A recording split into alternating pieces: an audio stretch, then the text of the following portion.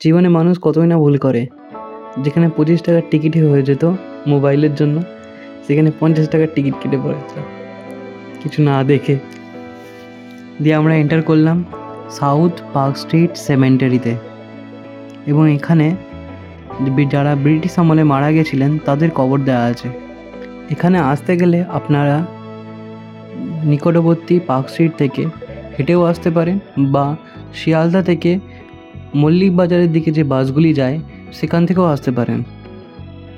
আমরা গেছিলাম 3 বন্ধু মিলে পার্ক স্ট্রিট থেকে স্কলারশিপ জমা দেওয়ার পরে। তারপরে আমরা হেঁটে হেঁটেই চলে আসি সেখান থেকে।